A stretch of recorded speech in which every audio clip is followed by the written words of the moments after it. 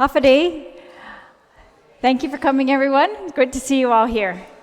So, the Committee on Health, Tourism, Historic Preservation, Land, and Justice is now called to order. Today's Monday, June 3, and the time is 1:05 p.m. Notices for this confirmation hearing were disseminated via email in accordance with the Open Government Law to all senators and all main media broadcasting outlets on May 23 and again on May 29, 2019. The notice was also published in the Guam Daily Post on May 24 and 30th. So we have several agenda items for today, and we will take them in this order. The appointment of Arania O. Adolfson, MD, as a member of the Guam Board of Medical Examiners. The appointment of Diana B. Calvo as member of the Guam Board of Social Work. Appointment of Evangeline F.R. Allen as member of the Guam Memorial Hospital Authority Board of Trustees. And the appointment of Franklin P. Leon Guerrero as member of the Guam Parole Board.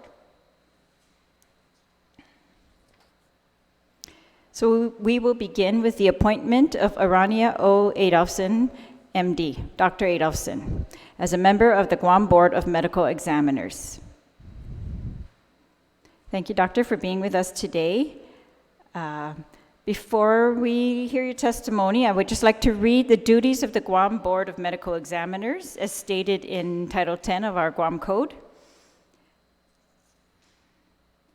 The Board of Medical Examiners shall have the following powers and duties: to promulgate rules and regs, select and administer licensing exams, evaluate medical education and training of applicants, evaluate previous professional performance of applicants, issue or deny initial or endorsement licenses, approve or deny applications for license re-registration and renewal, receive, review, and investigate complaints, receive, review, and investigate reports received from law enforcement agencies, healthcare organizations, governmental agencies, insurers, and other entities having information pertinent to the professional performance of licensees, issue subpoenas, administer oaths, receive testimony, and conduct hearings, to discipline licensees found in violation of the Medical Practice Act, to institute actions in its own name and enjoin violators of the Medical Practice Act,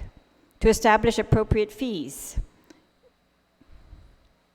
to reinstate revoked license at its discretion, but use of its discretion that will not jeopardize the public, to develop and adopt its budget, to receive, review, and investigate a peer review finding and action received from a healthcare organization pertinent to the professional performance of a licensee.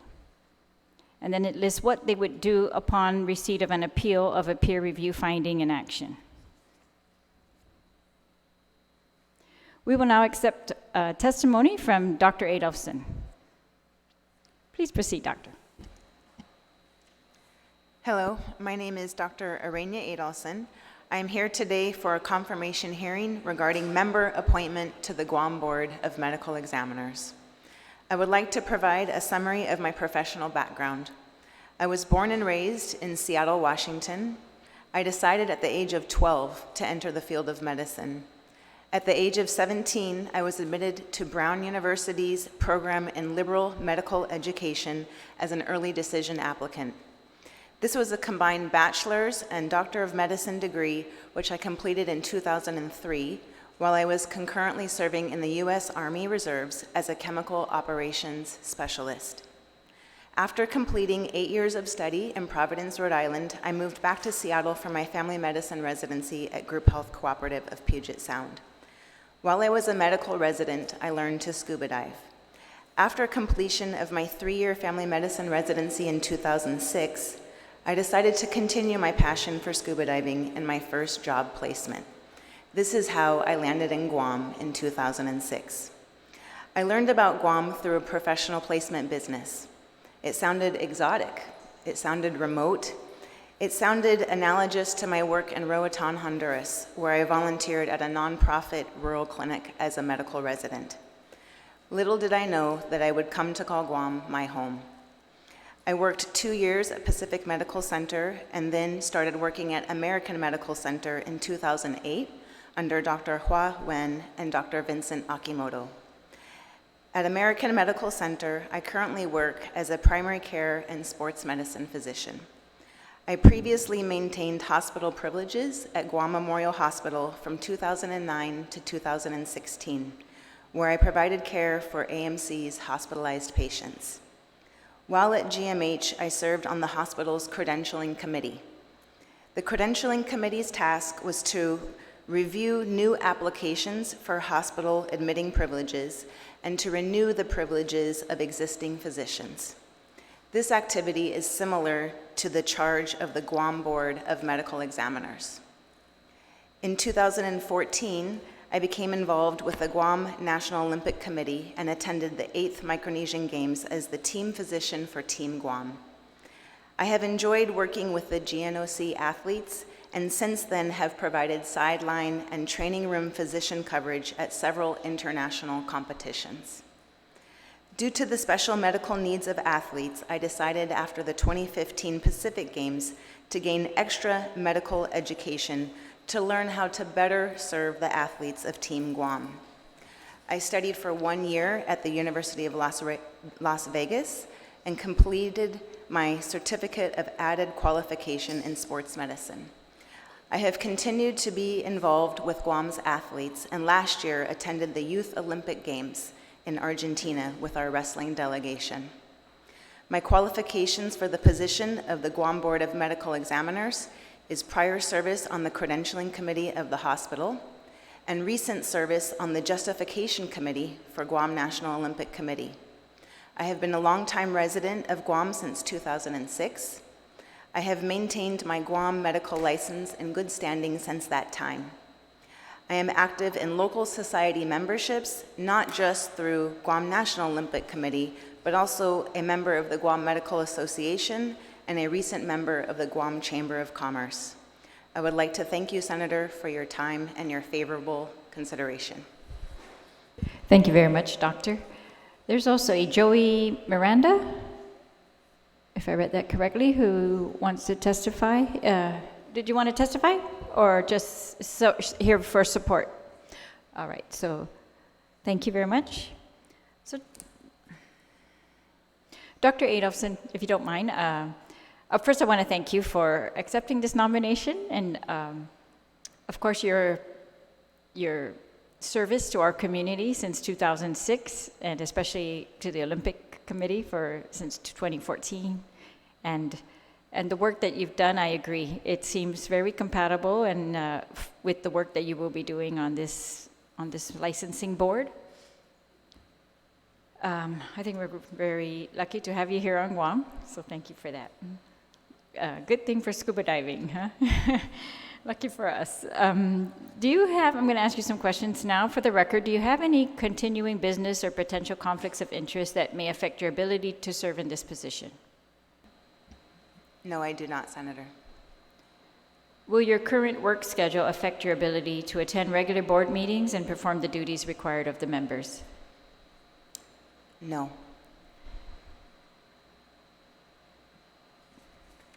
There have been complaints brought recently regarding Medical Malpractice Mandatory Arbitration Act, a law that's passed on Guam, and how we deal with lawyers and complaints against them. The concern is that the mandated process places a huge financial burden on persons making claims, and that it's cumbersome and puts limitations on due process. I guess I'm just asking you in advance if you have any thoughts about this process and as you begin your work on this board. The mandatory arbitration can help to perhaps clarify hurt feelings or misunderstandings that may have happened in the care of a particular patient. And I think that is a good thing when it comes to prior to initiating litigation. However, I do understand that sometimes it can limit settlement amounts. For that, I would have to have more investigation and learning about that topic. Thank you. Do you think Guam's medical licensing minimal requirements, which allow physicians to practice on Guam, need to be improved? I think they are analogous and similar to other states. Some states do have more requirements, specifically fingerprinting or like a FBI background check, but some states do not. My understanding too is that we've maybe in a couple years ago, if not last year, joined or passed a law that would allow for that mutual program across different jurisdictions, mutual licensing program, but that they haven't implemented it yet. So I think that's something that the board would have to do, but I think it's been authorized. So maybe, and if I understand correctly also, that fingerprinting and FBI background checks are part of that process if they choose to do that. But all right, well, I appreciate your testimony. I appreciate your thoughts on these matters, and I appreciate your openness to investigate further and see what we can do to improve healthcare on Guam. That's our ultimate goal. And there being no other questions, I want to thank you again for your willingness to serve on this committee. Situs Masi. Thank you. Thank you, Doctor.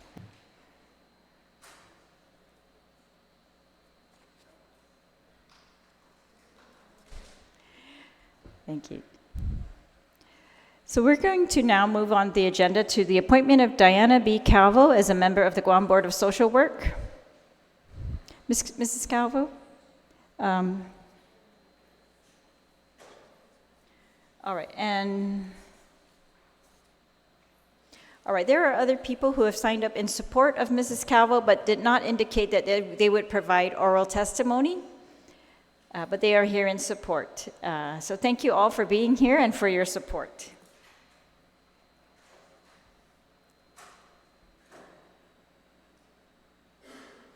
Mrs. Calvo, before we go on with your testimony, I would like to read the function of the Guam Board of Social Work very quickly for the public.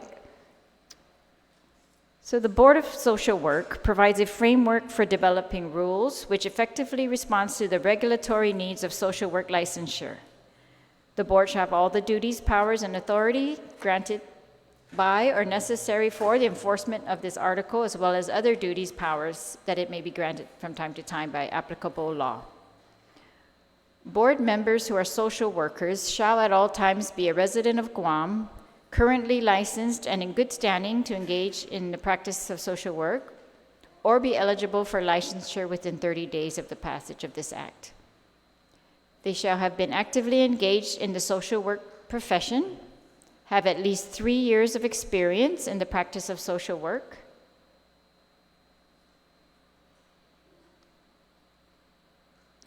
all right.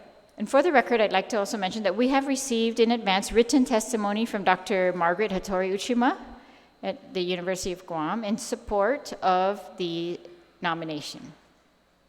We will now accept your testimony, Mrs. Calvo.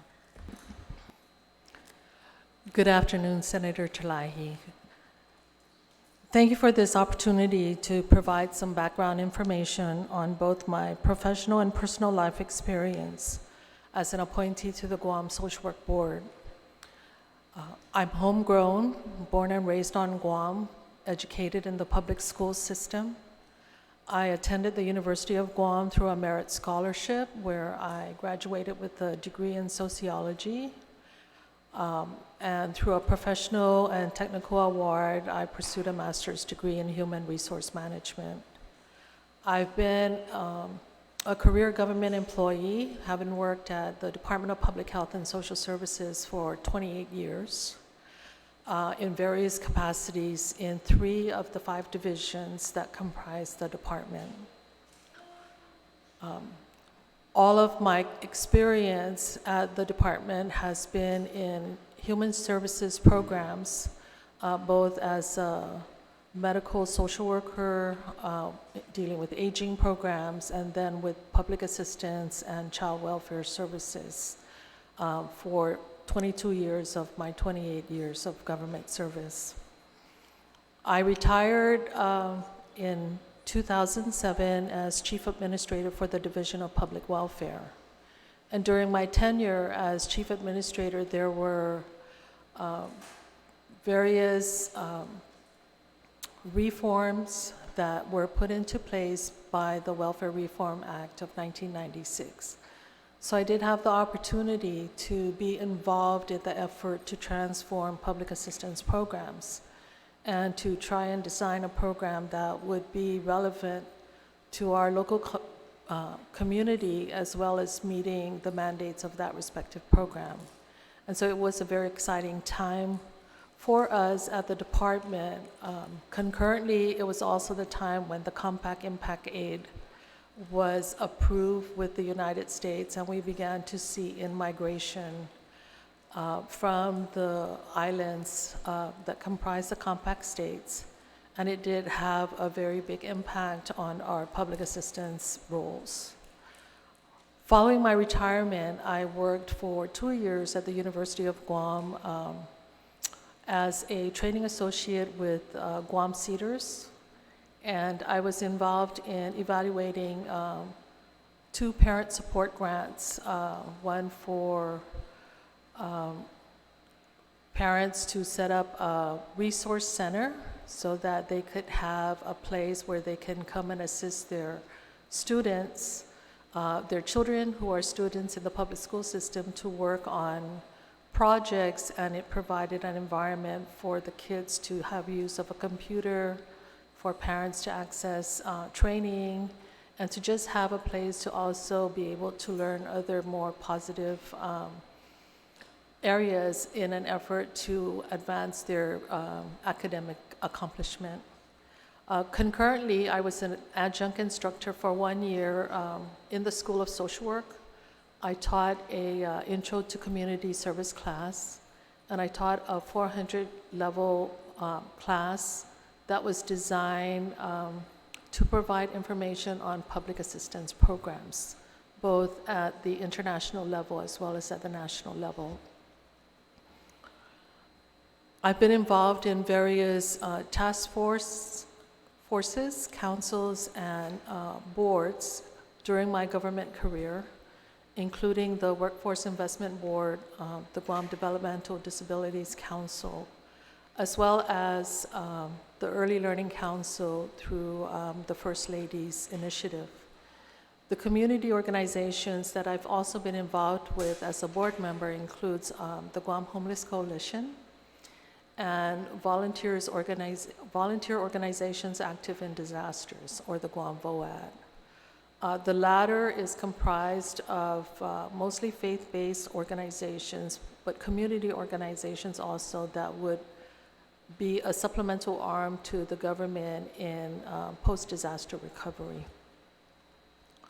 In my personal work, my husband and I have been active members in our parish community, serving as lecturers in our church, and as a member of our parish council. And my husband and I are also sponsor couples in the Archdiocese, preparing and providing pre-K classes to engaged couples. My exposure to caseworkers and social workers have been present in all of my work experience. Public health is one of the larger agencies that does have a large percentage of social work staff. And firsthand, I can see the impact that they have on individuals who are trying to recover, who are having a hard time, and who are trying to step out from that particular environment as a way to improve their life.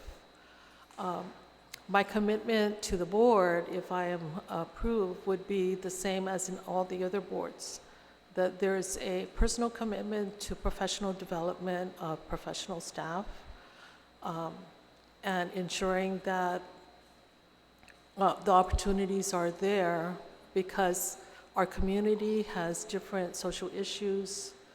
It's becoming more complex.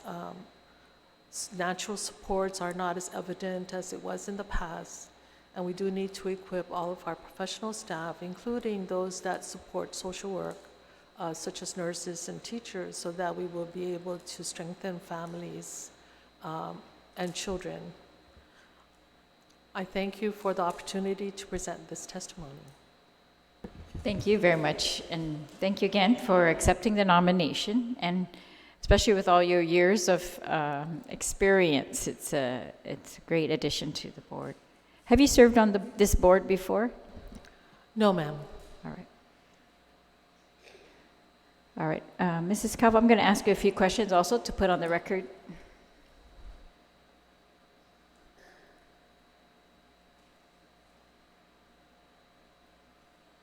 Do you have any continuing business or potential conflicts of interest that may affect your ability to serve in this position? No, I don't. What is your current work? I'm currently executive director at Catholic Social Service. We are a Catholic nonprofit organization. We do have government contracts as well as federal and local grants that provide for the array of services we currently administer. Do you employ social workers? Yes, we have 5 social work staff on board. All right. Will your current work schedule affect your ability to attend regular board meetings and perform the duties? No. Per one section of the code, there are specific duties with regard to the conduct and competence of social workers practicing in the territory. The section states that the board is responsible for the enforcement of those provisions in the Act relating to the conduct or competence of social workers practicing, the investigation of any such activities related to the practice of unauthorized practice of social work, and the suspension, revocation, or restriction of licenses to engage in the practice of social work. What is your experience with such cases in which a social worker is in violation of the standards and rules of conduct, and what do you think are the factors that lead to such cases, or your ideas for deterrence of such cases? Well, in my government career, I've not had the experience to have employees who have been involved in what could be unethical behavior or involved in any kind of illegal activity. In general, for employees who may be involved in those kinds of situations, at the government level, there is an adverse action procedure that can be implemented. But for the management philosophy that I have had, there is a standard that I hold all of my staff to, including the paraprofessional staff as well as direct services staff. And that is because we do provide direct services, and every action that our employees take, including positions like eligibility staff and homemakers, it has a very big impact on any future decisions that may be recommended on behalf of that family. And so I've held my staff to a higher standard than what could be incorporated in the ethics of being a social worker. As a representative of the community, it would be my responsibility, I see, to ensure that that kind of ethical and moral standard of behavior is upheld, and that we endorse a very strict process to assure that to not only the departments that employs those individuals, but also to the community, because they do have a very powerful role in the quality of life and in helping those individuals, to move forward. I agree. Thank you.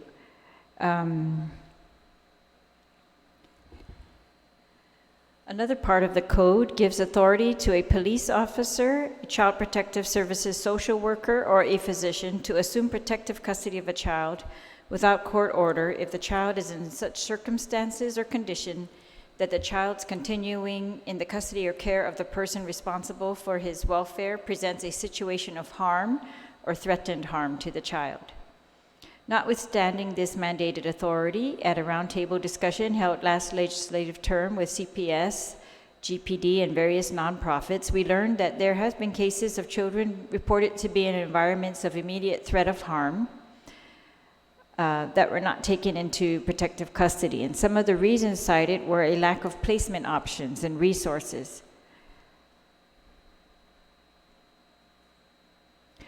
Have you thought if, as a board member, there are any ways that you can better promote the enforcement and improvement of standards of the practice of social work and accountability of social workers for the protection of the health and welfare of the public, especially children, to make sure they're removed from situations of harm or threat of harm? Well, depending on where that social worker is employed, and particularly if we're referencing child welfare services, I can say that it is a very emotionally demanding job. And the workers have to not only be a strict interpreter of the law to ensure the health and safety of that child, because that is in the mandate of the Child Welfare Services Act. But they also need to effectuate what kind of authoritative action that needs to be done, which means that if at any time there is a potential threat of harm to a child, it becomes the social worker's mandated responsibility to ensure the safety of that child or children, and to engage law enforcement, particularly to exact that kind of protection. And there are different mechanisms that are in place to expedite the authority of child welfare services to assume being ward of that child. It is an ongoing, and it has been an ongoing challenge to recruit foster families, particularly because a lot of the children have been exposed to much violence and trauma, and the behaviors of the children are very challenging to these families. And so it really becomes inherent, particularly with the Department of Public Health and Social Services, to not only foster a much more active recruitment campaign, but also to provide the necessary supports to foster families who will need that as they are caring for that child in a home setting. And social workers need to be held pretty much to the fire if they are complacent in their work, to try and find a more suitable placement or to initiate reunification of that child with family.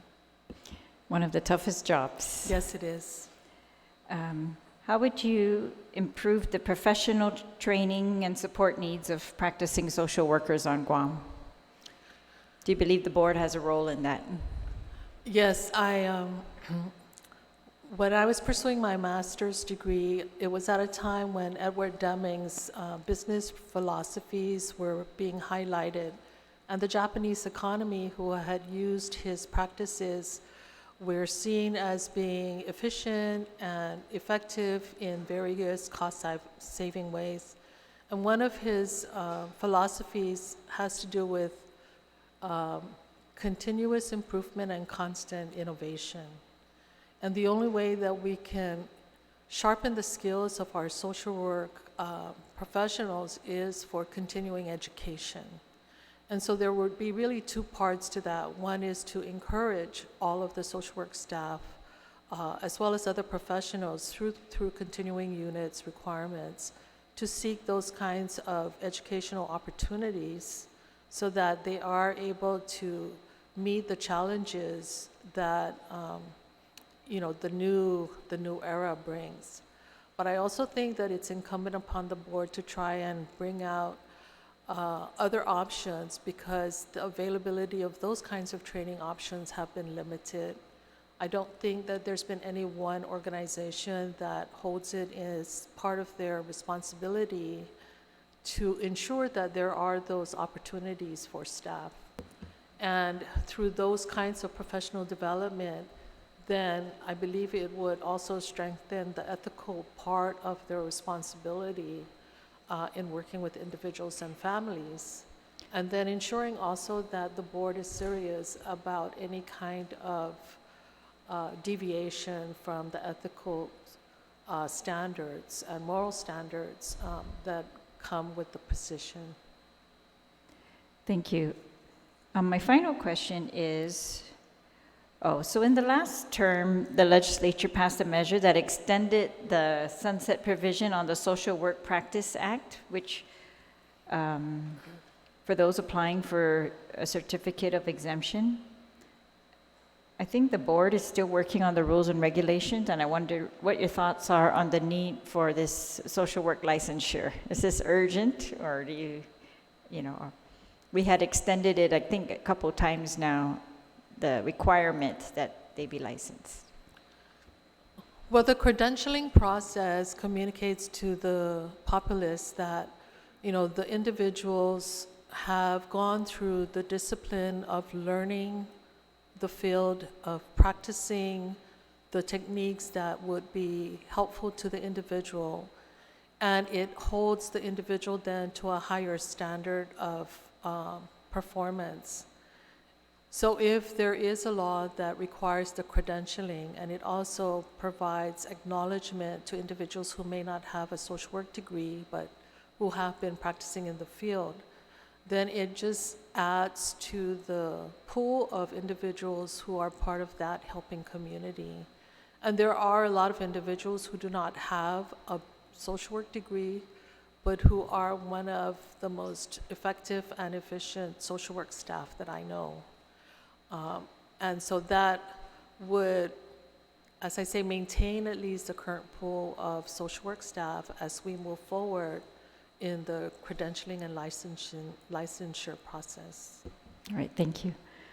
Well, thank you again, Mrs. Calvo, for agreeing to this. But more than that, thank you for your almost 40 years now of service to the government, to the people of Guam in your current capacity at Catholic Social Services. It's a very hard work, I think, that you have done all your life. And so I want to commend you for that, and thank you really. And for continuing to take up this challenge, which would, deal with the new social workers and licensing, and I'm sure they are going to benefit from your experience if they have any contact with you at all during this process. So I also want to thank you from my committee for your continued helpfulness. You're always willing to give us advice on bills that we are working on, or how to best get the children that are in need off the streets, and how to help them. And so I want to thank you especially for all of that work. And I know that in your job you have to go way beyond what is written down on the paper in your contract, probably, because that's just the way our community is right now. It's in need of dire help, and I know that you do that all the time, and I want to thank you very much for that. Thank you, Senator. Thank you. And so that will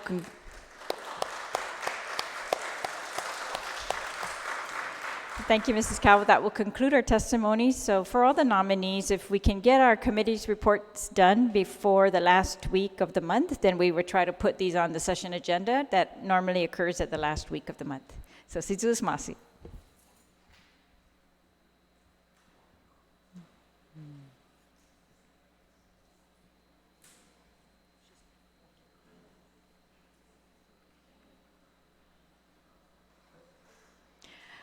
All right, we're going to now move on to the session agenda, the appointment of Evangeline F.R. Allen as a member of the Guam Memorial Hospital Authority Board of Trustees. So we have several people signed up to testify. If I could have Ms. Allen, Glynis Almonte, Rose Farron, Teofila Cruz, and Faye Carbolito. Oh, there you are. You could have a seat. Put Ms. Allen in the middle. And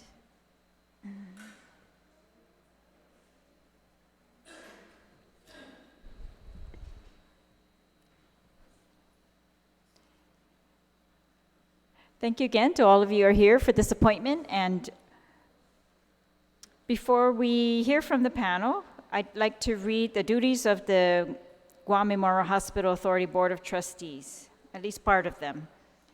The board is liable for the negligent act of any hospital employee or officer if the board knew or had noticed that said employee or officer was inefficient and incompetent to perform the services for which he was hired, or said board retained such inefficient or incompetent person after knowledge or notice of such inefficiency or incompetency.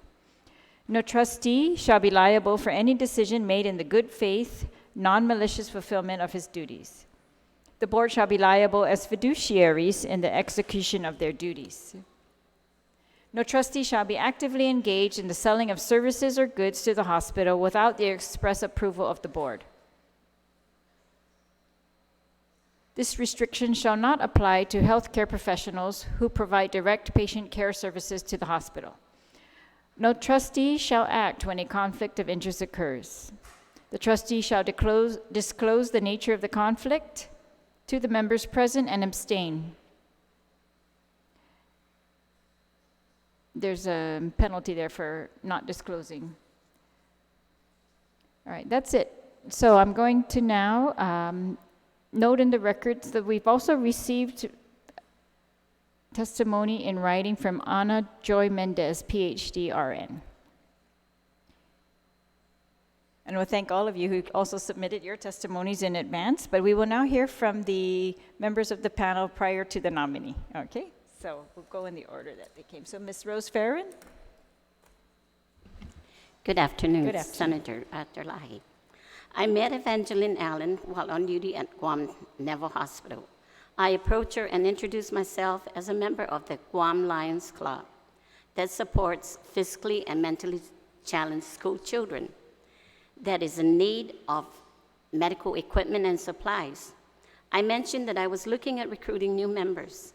While presenting to others, she displayed her strong character and approachability by encouraging other service members in joining our cause. With her support and encouragement, we had service members recruited. Her continued dedication to volunteer and support our community was without a doubt incredible. Not only did she work in one of the Guam's busiest hospitals, but she volunteered as much free time to support our island's community. She's a member of the group affiliations such as, and I will mention some because it's a long list, American Academy of Ambulatory Care Nurses, Associations of Women's Health, OB and Neonatal Nurses, American Nurses Association, Guam Nurses Association, Guam Diabetes Association, United Service Organization, Guam Adjutanti Lions Club. And I have submitted also a written of her experience at Naval Hospital as a staff and officer. With her experience as military nurses ranking up as a commander, she's more than knowledgeable in medical support and needs. She will be an asset to the Guam Memorial Board of Trustees. Thank you very much, Mrs. Farron. Thank you. We can hear from Teofila Cruz. These are all the very famous people on Guam here today. Thank you, Ms.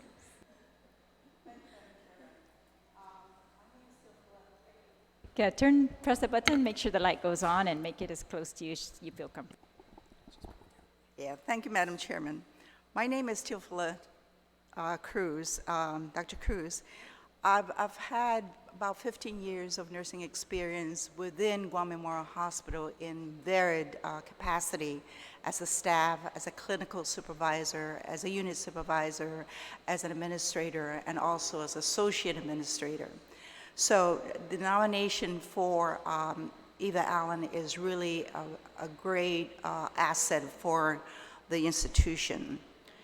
For many years, and most recently, Guam Memorial Hospital Authority has been cited by Joint Commission Hospital Standards and the Centers for Medicare and Medicaid Services for numerous hospital quality improvement issues. Appointment of Evangeline will be a great asset to our local hospital organization, Guam Memorial Hospital Authority, to contribute her expertise in systems process improvement. Evangeline Allen is a clinician, an exceptional leader and manager with Naval Services ranks of 35 plus years. She is currently a Green Belt trained Lean Six Sigma champion and has provided mentorship, coach, performance improvement project champions in their projects. Six Sigma is a set of techniques and tools for process improvement, a concept introduced by an engineer at GE, General Electric. As Ms. Allen has performed several root cause analysis investigations, as well as received training as a patient safety manager for Naval Hospital Guam, leading numerous performance improvement initiatives that promoted a medical environment that focused on patient safety. As a trained patient safety manager, it is second nature to identify gaps, develop a plan of action and milestones, and implement changes that have led to efficient workflow, greater patient and staff satisfaction, and positive patient outcomes. The most recent performance improvement project she has tackled included the streamlined referral management process.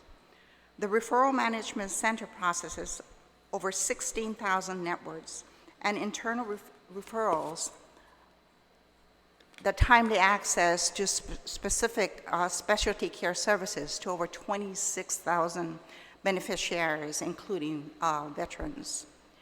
As a lead clinical case manager, she transitioned the case management department in the past years.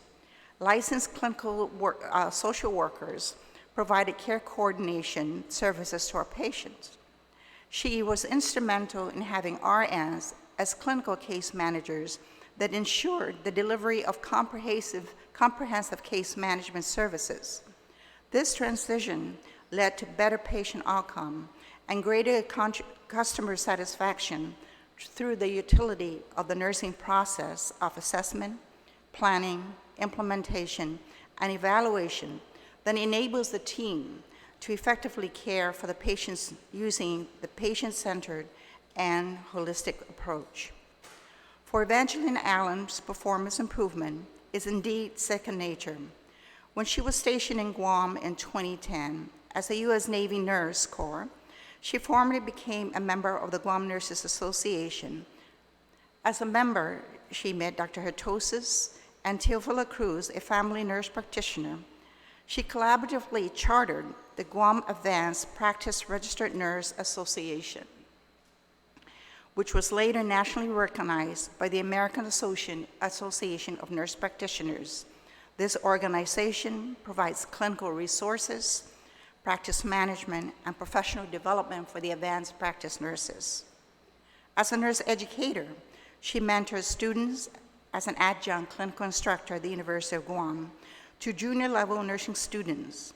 She provided supervision and general clinical guidance during the OB clinical rotation at the Guam Memorial Hospital. My most recent experience with Evangeline Allen is working with her in planning of a very successful 40th American Pacific Nursing Leaders Council, which was held in June here in Guam. Evangeline, as a chairperson of the continuing education sessions, she was persistent in the quality of the subject matters, how it is presented, and the presentation, and the participants' evaluation. Madam Chair, and if the committee members were here, this is a brief synopsis of the background and experience of Evangeline Allen, most especially in the qualities of performance improvement, which is in dire need at Guam Memorial Hospital. I kindly ask that you support and approve her nomination as a member of the Board of Trustees, our hospital, Guam Memorial Hospital Authority. Thank you. Thank you, Dr. Cruz. Appreciate that testimony.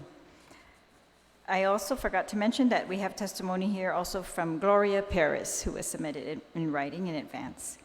All right, we'll move now to Faye Carbolito.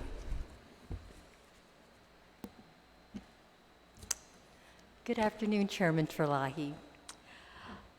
I am Faye Carbolito, and I am a retired registered nurse. I am speaking today in support of the nomination of Ms. Evangeline Allen to the Board of Trustees of the Guam Memorial Hospital Authority. As you can see from Ms. Allen's extensive resume, she is a professional advanced practice registered nurse with degrees in nursing and psychology and advanced degrees in nursing and education. She is one of our Guam girls who has served our great country as an enlisted and then officer of the United States Navy. She has almost 4 decades of healthcare experience in medical clinics, hospitals, and medical centers around the world, including here on Guam. I have known Ms. Allen, then Officer Allen, for almost 10 years when we worked at U.S. Naval Hospital Guam in Agana Heights. We served together professionally on several initiatives as members of the Senior Nurse Executive Committee, including a couple of committees that included the Women's Health Educational Symposium in 2011. This symposium was such a hit, and in the following years, it has blossomed into the Family Health Education Symposium. We also teamed up in 2012 to celebrate 100 years of Navy nursing and 103 years of Navy presence on Guam. Together, we identified and contacted Chamorro and other nurses who received training by Navy medical personnel, even as early as before World War II. Her excellent interpersonal communication and resourcefulness helped to make these projects huge successes. Ms. Allen is a consummate learner and teacher, being a clinical nurse specialist.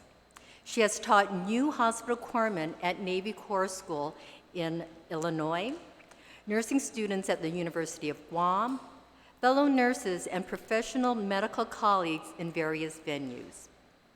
She has headed numerous projects and committees, and recently, as Dr. Cruz had mentioned, the Education Committee of the Asia Pacific Nurse Leaders Conference and Nurses Month last year. She collaborated extensively with nurses locally, in the Pacific region, and the United States to provide 16 hours of continuing education to all participants.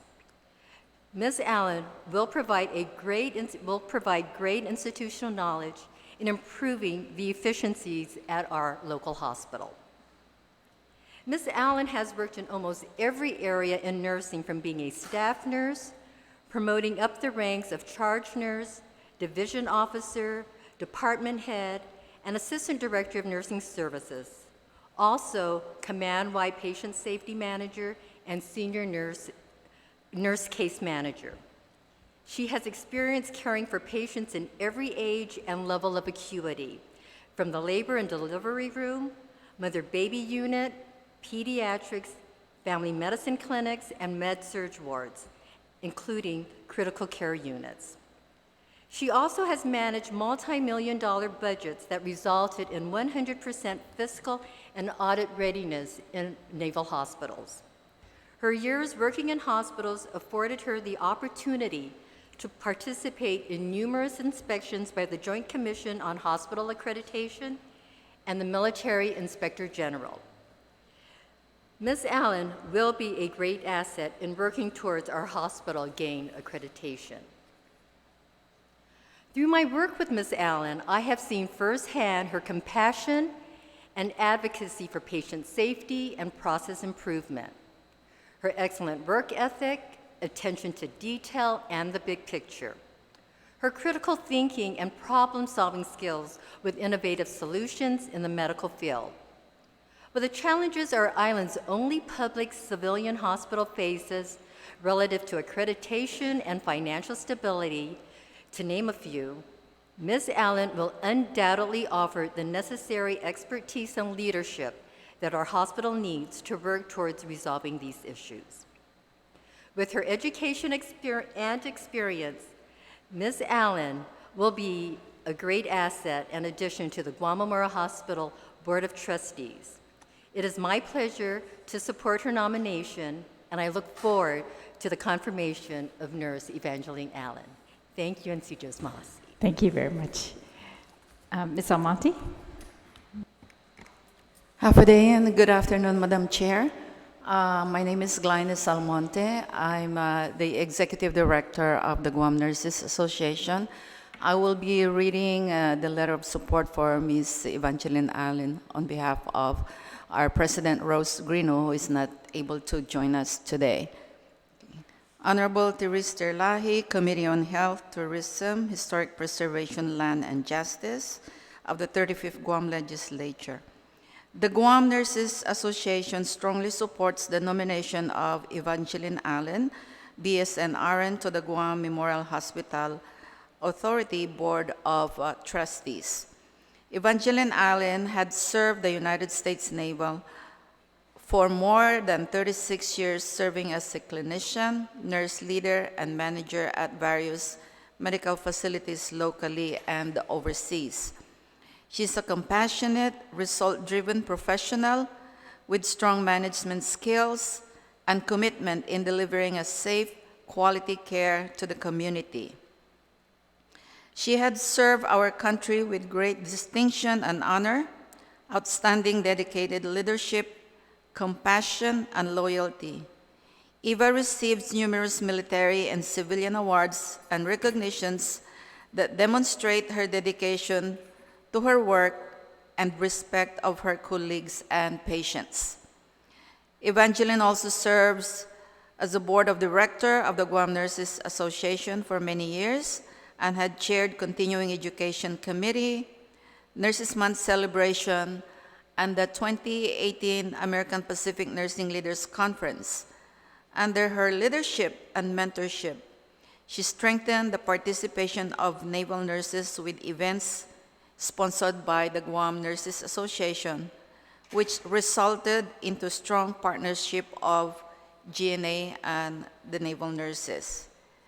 Evangeline will be a great addition to the GMHA Board of Trustees team as she brings 36 years of diverse experience, knowledge, and leadership to the field of nursing and healthcare.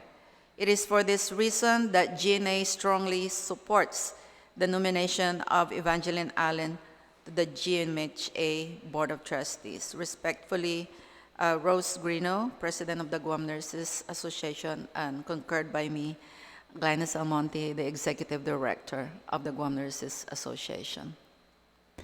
Thank you, Glynis, and to the Guam Nurses Association. I appreciate that testimony on behalf of the organization. It's important. And I want to say that Ms. Allen's resume by itself, just the education part alone, is incredibly impressive. It's very impressive. It gives me a lot of confidence for you to be on the board. But all the other things that you've done in addition to that, you've continued to just serve in so many other capacities, and your leadership is very apparent from all the work that you've done. And the testimony of those who have come to provide testimony has really also been, it just adds to the whole picture, right? And makes, it highlights the different areas, the compassion, the whole person, really. And I just want to say all together, it's all even more impressive than I was already impressed by just reading the resume. So I want to thank you for that. And I guess it's based on all your work over all these years, which is many years. And I was actually glad that some of my questions were clarified by the testimony, because I was like, did she do all these things? But I guess the answer is yes. You have done all these things. So you've had so much different experience that it's very obvious that that is going to be a great asset to the Guam Memorial Hospital. And I see in front of me people who are very dedicated to the Guam Memorial Hospital, and so I'm sure that they would not be saying that if they didn't believe it as well, that they've worked so hard to help that hospital, and so for them to testify on your behalf, I think it's also it's a great sign that we're all moving in the right direction here, same page. Thank you for accepting this position. It's going to take more of your time in addition to all your other duties. And if you don't mind, I'm just going to ask you a few questions to put on the record. Do you have any continuing business interests or potential conflicts of interest that may affect your ability to serve in this position? No, ma'am. It's critical, especially in light of recent, CMS criticism of our board of trustees. It's critical that our board members will have the ability to attend regular meetings and to participate and to do the review that everyone is expecting them to do. Given your current schedule, how would you rate your ability to attend those meetings? I will make every effort to be there. All right, I think they are having regular meetings, so at least you'll be able to calendar them in advance, right? Yes, so that might help. All right, well, thank you for that commitment. Are you able and willing to maintain oversight over administrative and financial matters? In other words, I know maybe you all are friends because you've all worked in, or people at the hospital, I'm saying, but you're going to have oversight now of them and kind of look at everything a little more critically. And you think you'd be able to do that? Yes, ma'am. I believe it's all about transparency and objectivity. Appreciate that. Oh.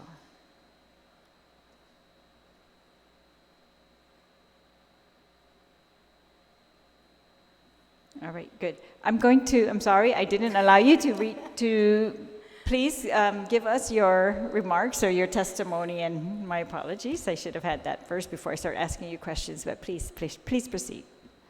Thank you, Honorable Senator Therese Terlaje, colleagues, friends, and everyone present here this afternoon. Happy day and good afternoon. I'm Evangeline Allen, and I will be sharing with you my professional background, community service involvement, and expertise that would support my nomination as a member of the Guam Memorial Hospital, Guam Memorial Hospital Authority Board of Trustee, representing the Guam Nurses Association alongside my colleague, Glynis Almonte. I moved to Guam with my family at the very young age of 6, so I consider this beautiful island my home. A graduate of George Washington, my ambition was to join the Navy and see the world. But my parents, like most parents, their dream was to have their children go to college. And so I did just that. After I obtained a Bachelor of Arts degree in psychology, I enlisted in the United States Navy and traveled the world. A review of my resume, and I believe my colleagues here know me better than myself, will show that I've honorably committed 36 years of my life as an active duty military in the United States Navy, as a pharmacy technician for 11 years, and as a registered nurse for 25. As a pharmacy technician, I was responsible for filling prescriptions and educating countless patients on the desired and side effects and appropriate dosing that would alleviate whatever medical conditions, whether acute or chronic, warranted them to seek medical care. Pharmacy technician was a rewarding profession, don't get me wrong, but my heart yearned to become a nurse where I could be at the bedside, caring for patients and their families when they are most vulnerable and feeling helpless. My prayer was answered when I was competitively selected for the Medical Enlisted Commissioning Program that enabled me to obtain my nursing degree from Hampton University in 1992. I worked as a registered nurse in various roles since 1992, and my clinical experiences and leadership positions that I've held throughout my naval and civilian career are varied, from bedside nursing to a clinic director and everything in between. I had the honor of caring for patients and their families in various clinical settings, including labor and delivery, medical surgical, intensive care unit, multi-service unit, women's health, primary care at the Recruit Training Command, family medicine at U.S. Naval Hospital Bremerton, and at community outreach during Pacific Partnership in Malaysia and in Vietnam. 6 months post-graduation and completion of hospital orientation, as a new nurse on board Naval Hospital Guam, I immediately assumed additional responsibilities in my role as a nurse leader.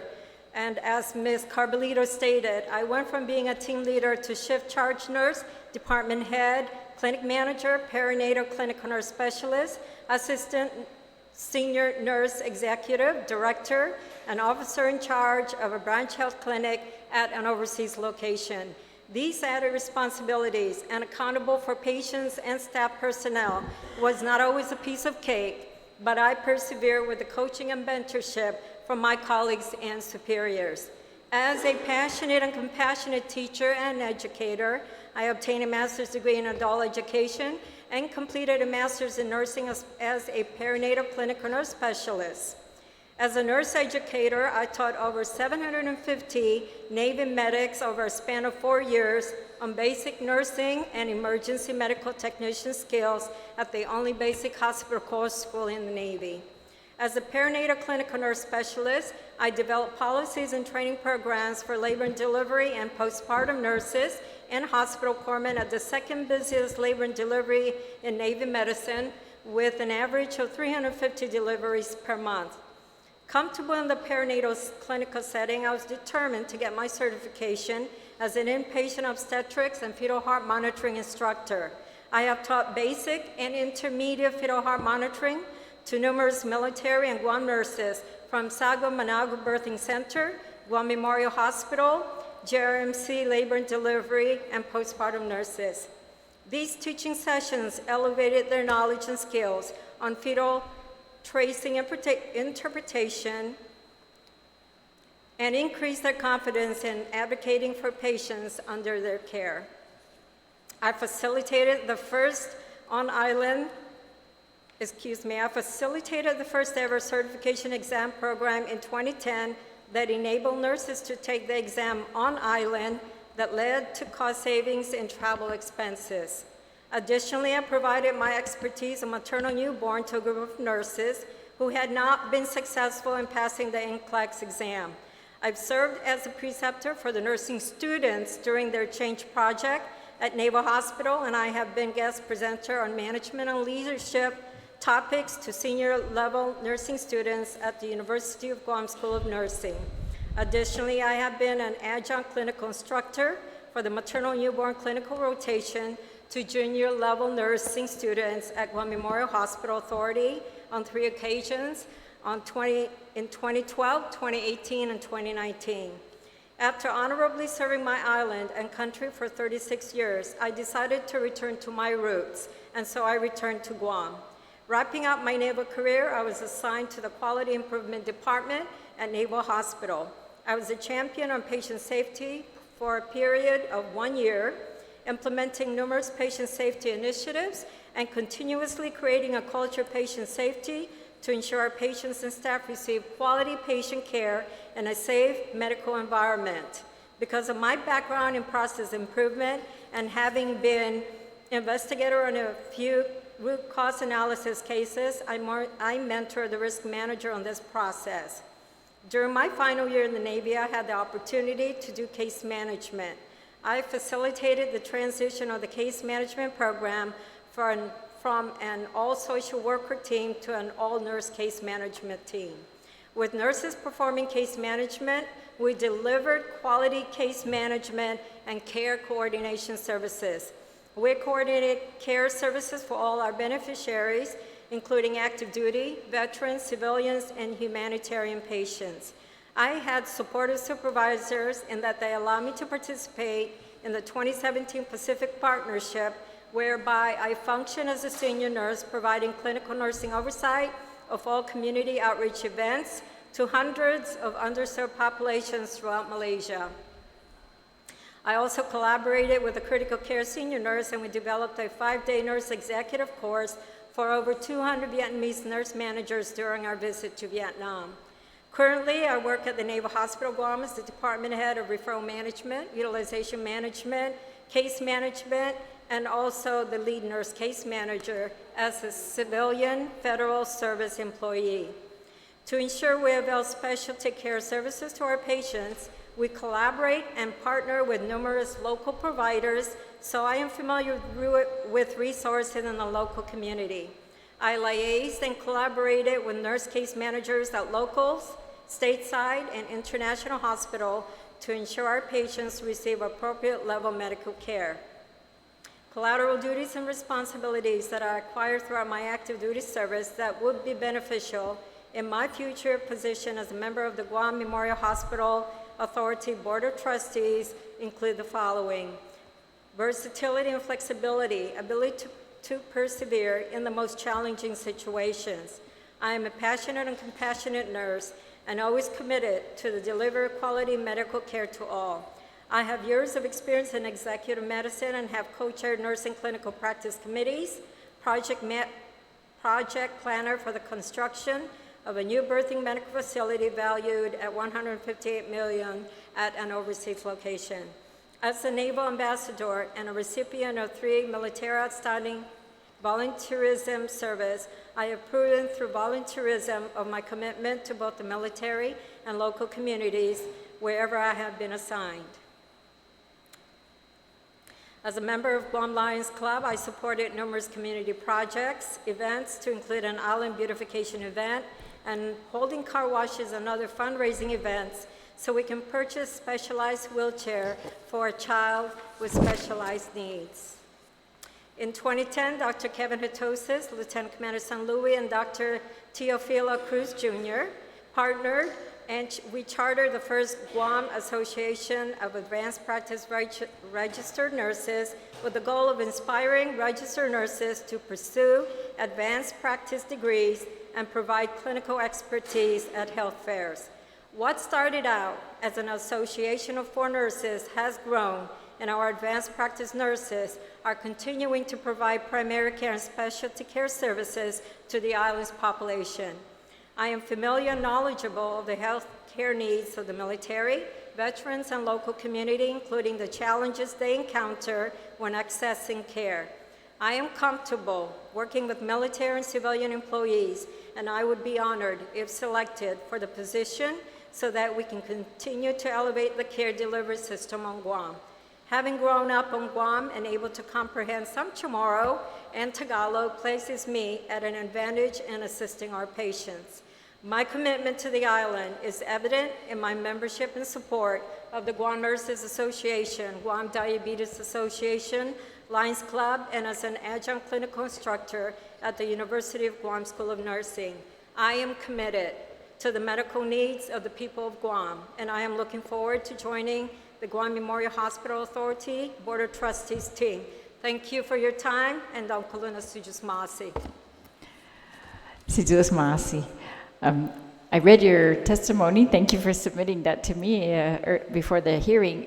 But it's much better to hear it from you. So I appreciate that very much. And again, thank you for accepting this opportunity.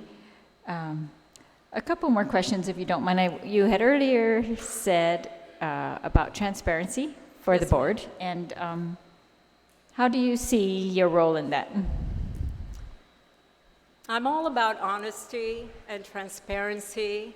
If it's not about finding fault, it's about taking a look at the process. Where did we go wrong in the process? Sharing the information with all of those who have a stake in the institution, and then moving forward from there. Thank you. That will help for improvement, right? And that's what, according to Dr. Cruz, is your specialty. You're going to bring improvement based on analysis.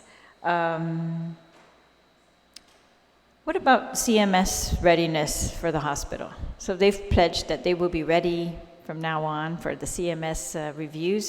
What do you see your role in that? How will you help them? Well, it's about teamwork, Senator. It's about, again, it's not about finger pointing. It's not about finding fault. It's about where can we improve the process? Because there's millions of dollars in stake. I know the current board, they've been working hard.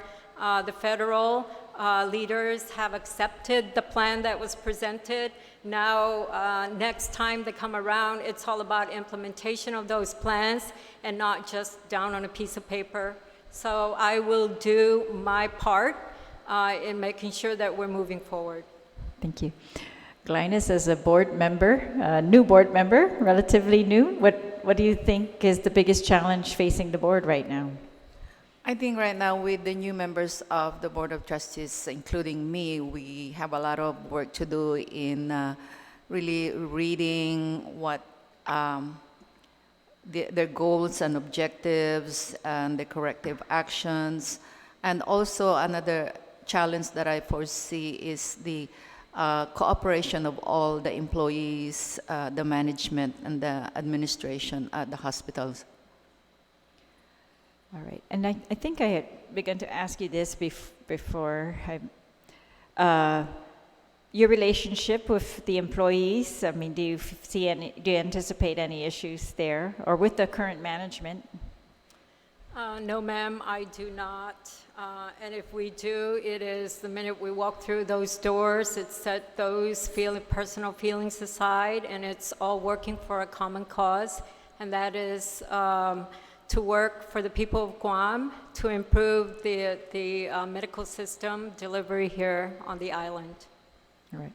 Well, as I said before, I very much appreciate all of your testimony today. It's really added a lot to what I've seen in the packet. And of course, Zalan, I very much appreciate your work for Guam, for the country, and especially your agreeing to serve on this board. And I wish you both the best on the board and going forward. And of course, for our hospital, as I know there are very many dedicated people in this room who have put a lot of their lives towards working together as a team. So, Suzus Masi, and thank you again. Thank you.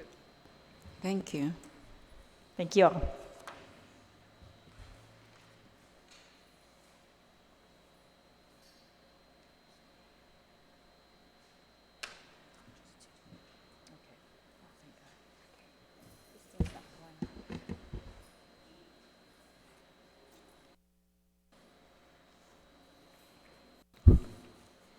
All right, it's 2:15 now, and we're going to move on to the appointment of Franklin P. Leon Guerrero as a member to the Guam Parole Board. I want to thank you all for your patience today, and if we could have the nominee, please sit up at the table, and also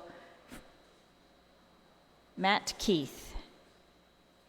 So I want to acknowledge, while they're having their seats, that there are other people who have signed in support of the nominee, including Tom Van Eugen, Lena Hammond, Margarita Perez, Bing Mejia, it looks like, Mary Carroll, Pam Leon Guerrero, and Kelly Leon Guerrero. Thank you all for your support and for being here today. All right, so before the nominee, we'll proceed with the other testimony. But before that, I'd also like to just very briefly read some of the excerpts from the Parole Board statute.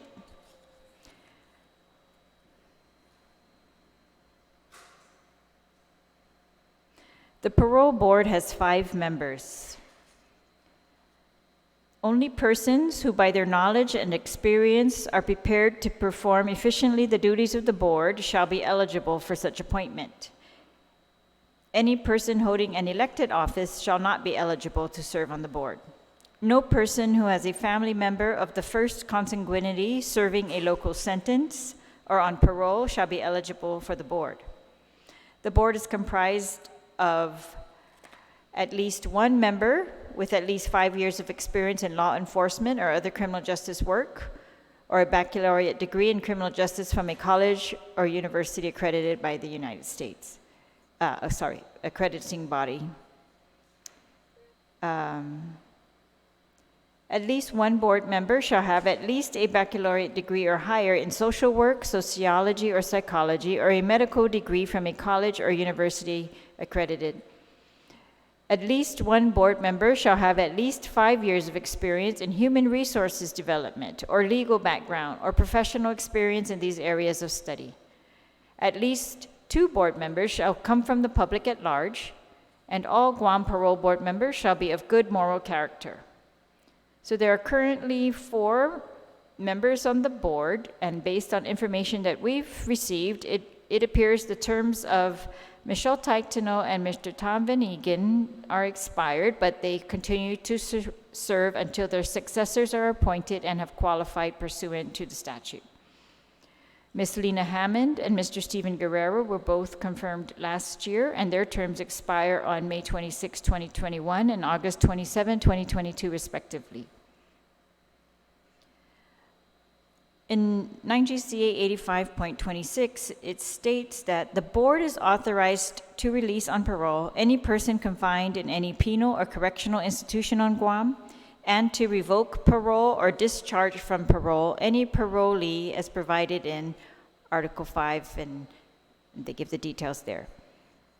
So, and it refers to Section 80.70. And I want to just, for the public, read or paraphrase 80.70 about when parole is permitted. Offender sentenced to a term of imprisonment may be released conditionally on parole upon completion of 2/3 of his fixed sentence or thereafter in accordance with the provision of this article, provided that in the case of an offender sentenced to a term of imprisonment for the commission of a violent crime, such offender may be released on completion of 85% of his fixed sentence. Nothing in this section shall be construed as limiting or mitigating in any fashion the discretionary or mandatory imposition of a sentence of life imprisonment without parole for any offense, as may be detailed elsewhere. A violent crime is defined as aggravated murder, manslaughter,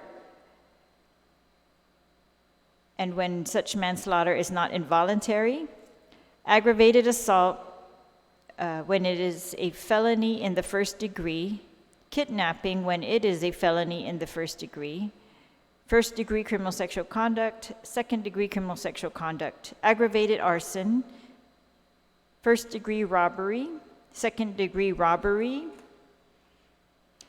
and a sentence to a fixed term of imprisonment includes, as a separate portion of the sentence, a term of parole or of recommitment for violation of the conditions of parole.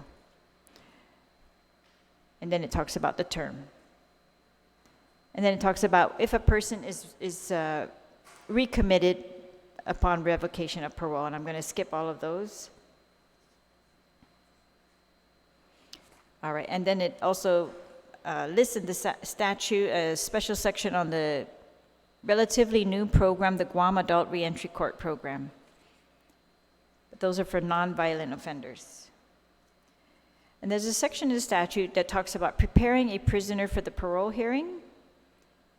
And these are pretty much duties of the parole officers, and it says that they shall prepare a parole plan setting forth the manner of life he intends to lead if released on parole, including such specific information as to where and with whom he will reside and what occupation or employment he will follow.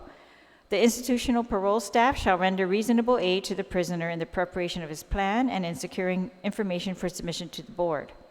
A prisoner shall be permitted to advise with any persons whose assistance he reasonably desires, including his own legal counsel, in preparing for the hearing before the board. And then they list standards governing the release on parole. Another statute talks about records to be made available to the board. And these are all very detailed but equally important.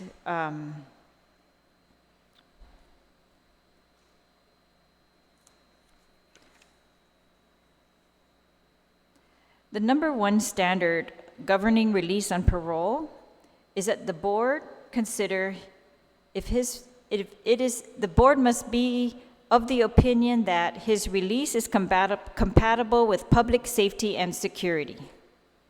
There is substantial likelihood that he will abide by law and conform to the conditions. His release at the time would not depreciate the seriousness of his crime nor promote disrespect for law. His release would not have a substantially adverse effect on institutional discipline, and his continued correctional treatment, medical care, or vocational or other training in the institution will not substantially enhance his capacity to lead a law-abiding life when released at a later date. And then it lists things that the parole board is supposed to have available to it when it makes these types of determinations. But I guess I just wanted to stress that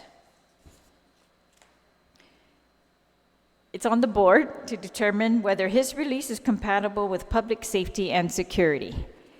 And I just think it's such a huge task that's not asked really of any other lay people in society except for judges to make determinations like that. But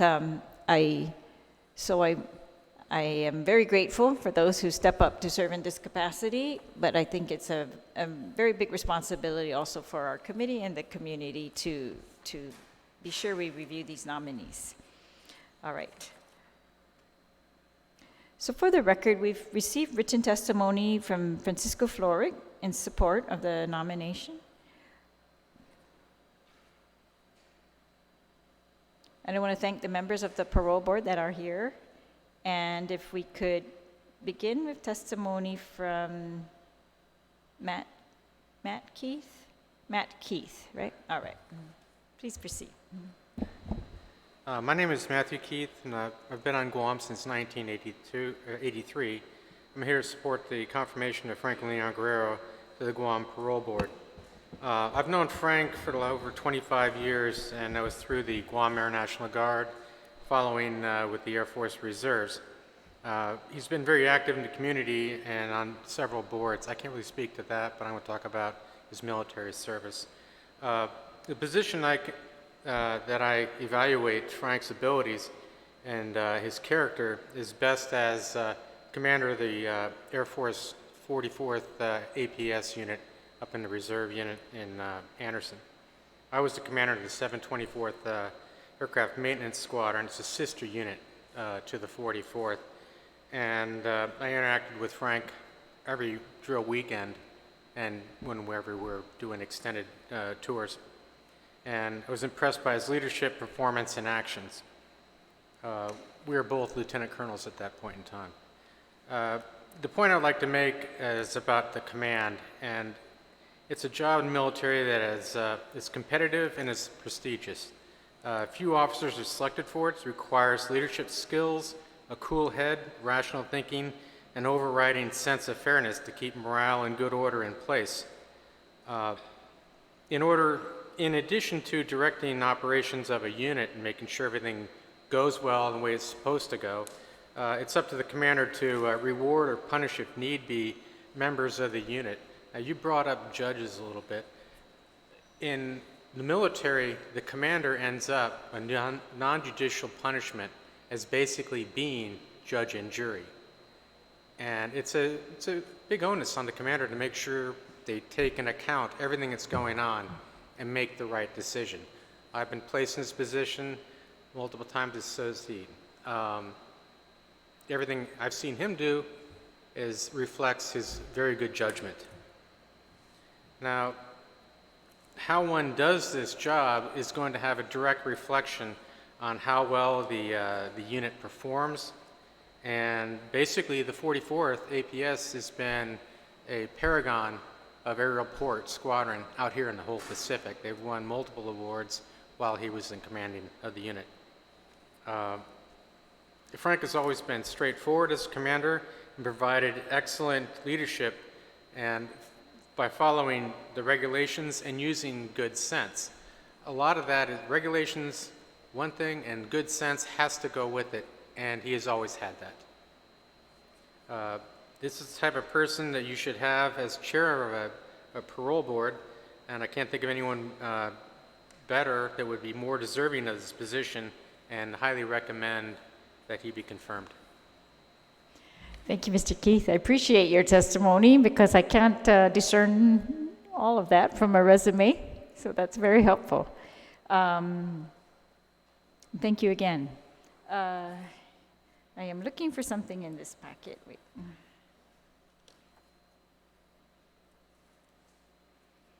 But I can't find it. So, could you state your name and for the record? Would you like to testify? Yes. All right. Good afternoon, Honorable Senator Terlaje. I am Bing Mejia. I am the Senior Sales and Business Development Consultant for Island Equipment Company, the lone provider of oxygen and industrial gases on island. And What is your name again? Bing Mejia. Okay, I read Yeah. it. Okay. Yes. Is it M-E-J-I-A? M-E-J-I-A. Thank Yes. you. Yes, ma'am. I usually travel a lot, like 2 times a month, but I wouldn't miss this day and make sure that I am on island to support Franklin.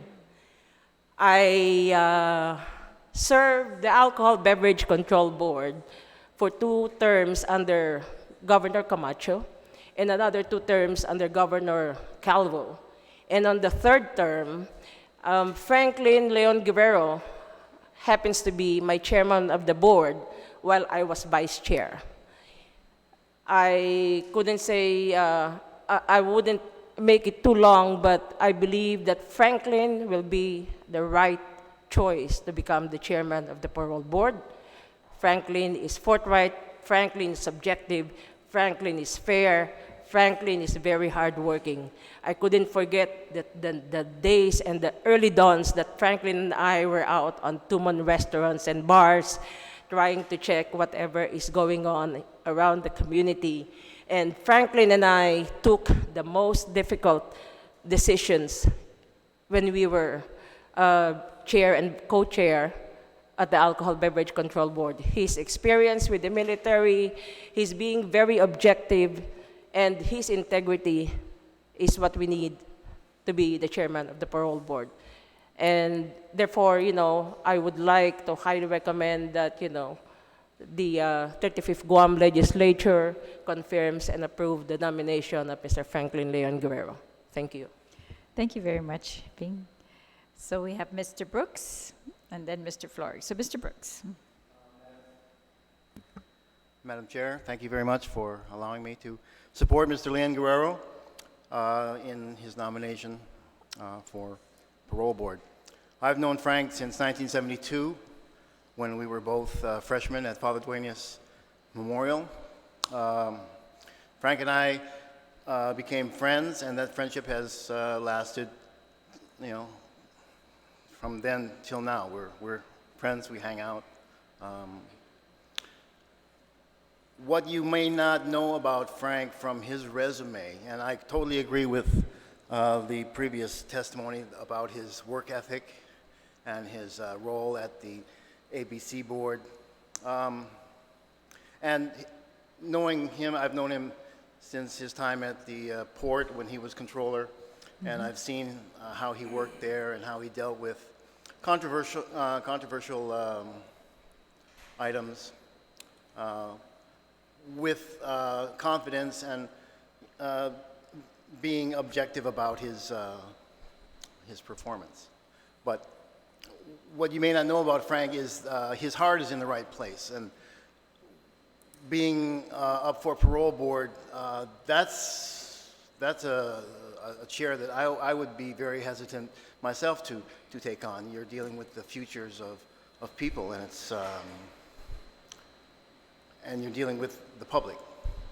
So while you have to be able to do what's right, to be objective, to be able to gather the facts and act accordingly, you have to have your heart, I believe, in the right place. Frank and I have been able to, Frank and I and a couple of members of our class have been able to start a scholarship at the school in the name of the Capuchins. It's a ongoing annual scholarship for students at the school under financial hardship. And it was because of Frank's support. I had the idea, and I went to Frank, and Frank supported me, and we were able to garner support from our classmate and make this, and launch this. Frank is my pari. He's been a close member of my family for many, many years. I actually tried to get him, I'm currently on the board of the public television station here, and I tried to get Frank on that board because I know that his talents and his education and his experience, wherever he lands, Frank is going to make an impact, a positive impact. So that's why I'm here today in support of his nomination. I believe that on the parole board or on any board that Frank serves on, the community will be well served. Thank you very much, Mr. Brooks. Thank you. And you're still on the parole board, I mean the PBS board? Yes, I am. And what year did you say you guys graduated from high school? Because I can't find that. 75? Okay, great. I appreciate that. Thank you. And Mr. Flory. Thank you, Madam Chair. If I may, I went ahead and I submitted a written testimony. Yes. But I'd like to read it. All right. And if you have any questions, I certainly am here to answer. Sure, thank you. All right, so if I may start, Madam Chair, thank you for allowing me this opportunity to express my support in the confirmation of Mr. Franklin Leon Guerrero as a member of the Guam Parole Board. I've known Franklin for many years. Our friendship began some 49 years ago, playing youth football up at Anderson Air Force Base. Franklin's position then was fullback, his position calls for three basic fundamental responsibilities. First is to block any obstacle during the execution of an offensive play. Number two is to protect the ball. And three, move the ball forward whenever he's given that ball. I can only share this with you because he still carries that same fundamental work ethics in his adult life.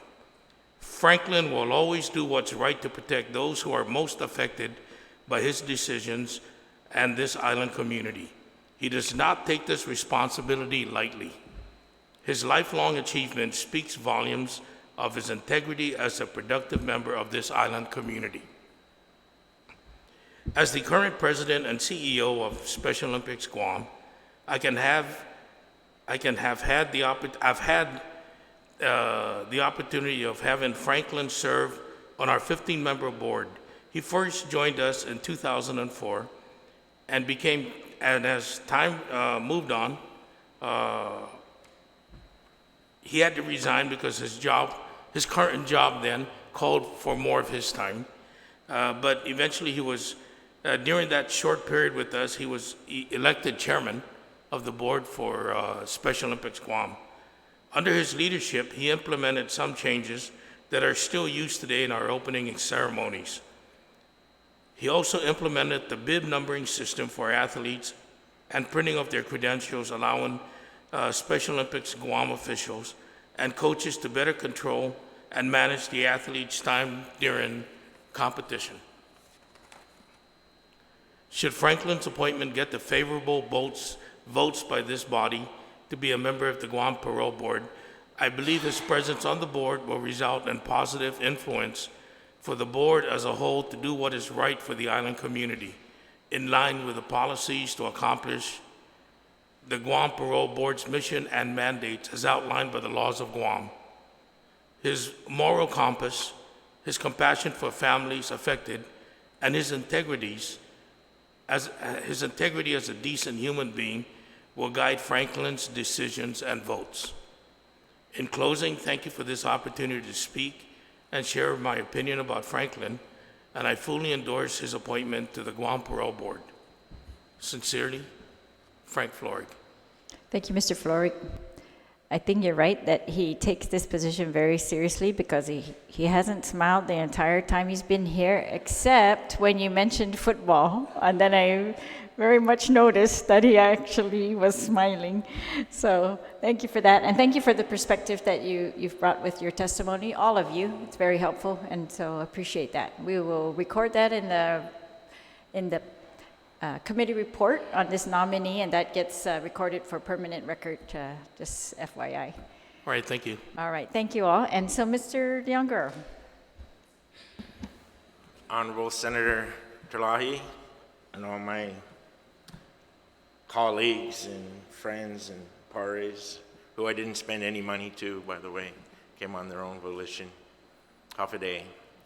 When I was signing in, or Jocelyn was telling me what I should start off with is tell a little bit about myself.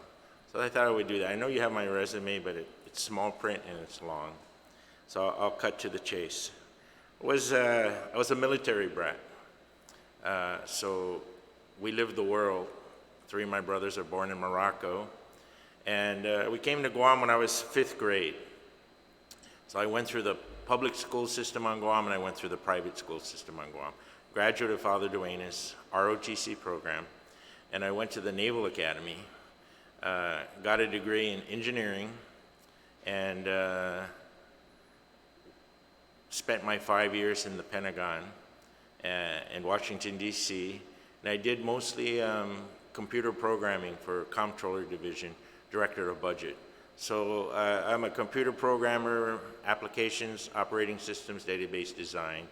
And the reason I dwell on that a little bit is because if you've ever written computer programs or large databases, you understand that there's a lot of logic involved, a lot of analysis being done. Computers are finicky that way. If you don't do things in the right way, it'll screw up quickly and big time.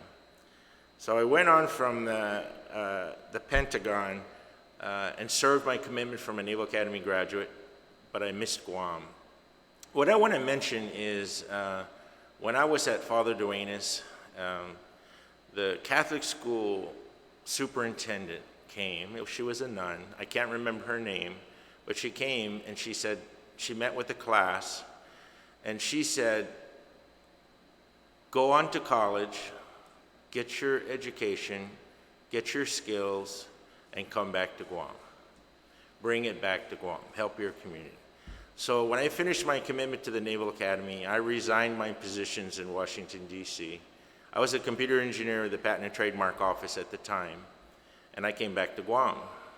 I started working at the Port Authority of Guam as the comptroller, which, by the way, the second year I was there, was nominated by I was appointed recognized by the Government of Guam Association of Accountants as the #1 financial manager in Government of Guam, which is something that I did not tell anybody at work, because there was some overtime abuses and abuse of money. And if I were to brag that I have controlled all the money so tightly, they were already giving me enough sediments of how unhappy they were with me. That would have only made it worse. But I tell you that to let you know that I do have attention to detail. At the military academy, it's all about attention to detail. That's what they train you for, and that's what I have. I rose in the ranks. I came back to Guam. I stayed in the reserve. I continued raising in the ranks. Along the way, I joined the parent-teacher organization at St. Anthony's School, where my daughter went, eventually becoming the president of the PTO. I was a member of the Catholic School Board of Education. I was a member of the Guam Special Olympics. I was a member and became a board member, chairman, as being said, for the Alcohol Beverage Control Board. And now I sit before you today in application for the parole board. I do these things because that nun from Catholic School Board of Education said, come back to Guam and give back. So what you're seeing to me today, what's my motivation, what's my morale? People did the heavy lifting when I was growing up in this community. Somebody was on the parole board, somebody was doing all the tough things, and we got to enjoy the sun and the fun. And so now I'm back, and I've been back for quite a while, but I've been on different ways I've contributed to my community. This is just yet the next new way for me to give back to the community. That's why I'm here. Now, 20 plus years in the Air Force. I was a commander. I was the Assistant Adjutant General of the Air Guard. What the military does for you, as Matt mentioned earlier, it's a heavy responsibility. You are called upon many times. I had 390 people under me in the Air Force Reserve here at Andersen Air Force Base. And disciplinary issues are always not far from the agenda. And as a commanding officer, that is where the buck stops, it stops with you. Now you're dealing with somebody's career. You're dealing with somebody's livelihood. You're dealing with important things. And I always understand that there needs to be a balance. You know, somebody is before me today because there's been a transgression. But that individual had a life, if you will, before today, before the transgression, and what was that? And what is the potential for tomorrow? So I think any good commanding officer has to understand that there's a balance, and there's a story, there's a whole story that needs to be understood and weighs in on the decision of what's the way forward, what's the right way forward. So I take that very seriously. I've taken that very seriously, and I feel that, you know, given the information that you have at the time, given the facts that you have, you make the best decision you can at the time, and then move forward. If you find out later that you didn't have all the information, not all the facts were there, well, you made the best decision you could given what you had. If the process is flawed, if you didn't get all the facts that you needed, then you correct the process. You can't second guess yourself. As long as you know that you did the best that you could do given all the information you had, and you logically and methodically looked at all the information, all the facts, then I feel that you did the best that could be done at that time, and you move forward. Don't second guess yourself. If there's a flaw in the process, then you work on the process. So for what would I bring? I'm results oriented, so what would I bring to the parole board? I bring my 20 plus years of commanding officer, senior officer, discipline, thought processes, skill levels, experiences. I have come to understand that when you're dealing with matters of the heart or high emotions are running, you should have processes in place that that can help you along the way. For example, and I don't know, I've not been in the Pro Board, I've not been to any hearing meetings, I do not know the inner workings of the Pro Board now, but what I mean by that would be, and they may have this, I don't know, I would think that there would be a checklist of all of the things that a potential parolee's packet that comes in front of the board needs to have. For example, psychiatric evaluation, different things like this. For me, that would be a checklist. And don't put the packet forward to the parole board until you have all the mandatory requirements in the checklist. You know, I've listened and I have heard and I've seen some of the newspaper reports that the parole board didn't have all the information it should have had, or that reports were requested and didn't show up. You know, for me, if I was on the board, I would say, let's talk about a procedural process here now. And let's say, this is a checklist, and this is a checklist for a packet to be considered by the parole board. And if we've asked for, there is a need for a psychiatric evaluation, then that needs to be part of the packet. If it's not part of the packet doesn't come forward to the board. How can the board do its job if it doesn't have all the information it needs to make a rational decision? I heard the cry of the community, and you know, the victims' rights. You have to take everything into consideration. You know, the earlier confirmation that was here, they talked about budgets and how many millions of dollars, but if you ask a prisoner, what is the price of freedom? That prisoner might say it's invaluable, it's priceless, you know? So I understand that perspective. I understand that there's a victim, there's an offender, there's a victim.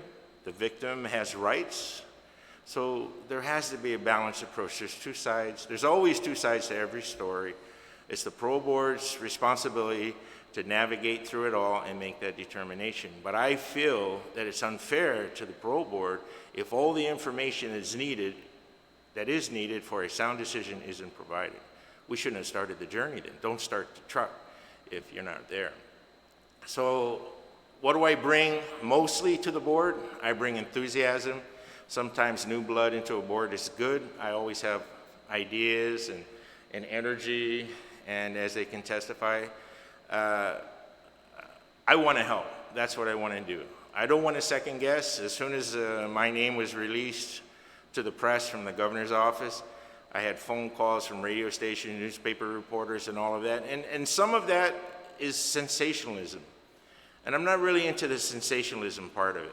You're dealing with somebody's life. You're not dealing not just with the prisoner, but also with the victims. Everybody's affected. This isn't a time for sensationalism. I'm not going to second guess what happened before me. I can only account for what happens from the time I get there moving forward. And to that, I will be totally accountable.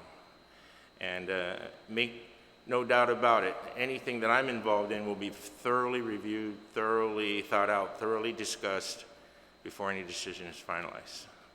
With that, I'm ready to answer any questions you have for me. Thank you. Appreciate that. I'm glad that you added testimony to your resume. Your resume looks very good, but I can't tell a person from their resume alone, so I appreciate it. First of all, are you still on the ABC board, or? I am not. Okay. Do you think your work schedule will affect your ability to attend these parole meetings? These parole meetings, my understanding are they're very lengthy because they've got quite a few cases and they try to get through all of them when they meet. I want to let you know that before I responded to the governor's request for me to be a appointee to the parole board, I went up my chain of command where I work and I talked to them about it. So they, both from the matter of legality, because I work for the federal government, and time.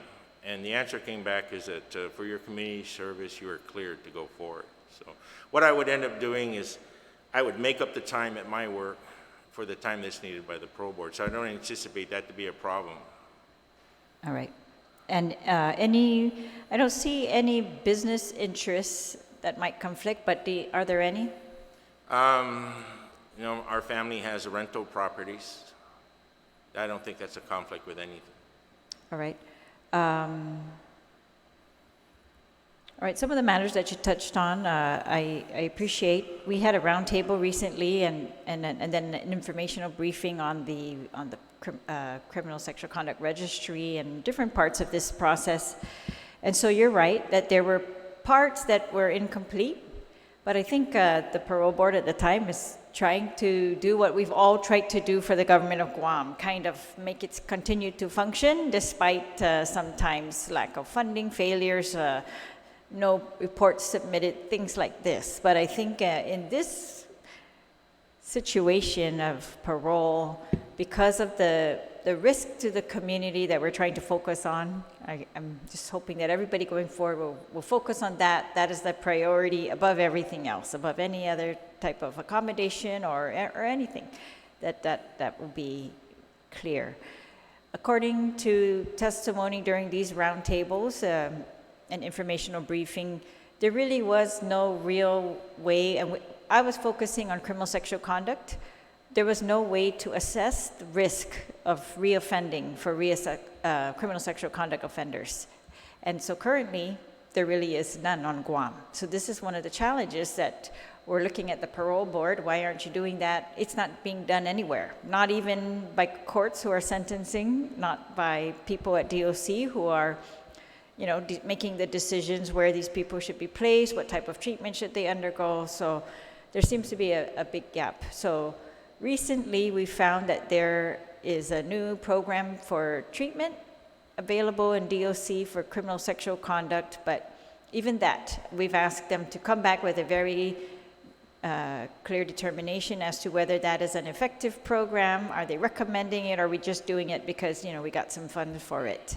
And to make we're looking for very determined, very clear determinations as to the validity of whatever we decide to go with and the reliability of those assessments or treatment programs or psychological evaluations in this case for the community, right? That's the ultimate goal.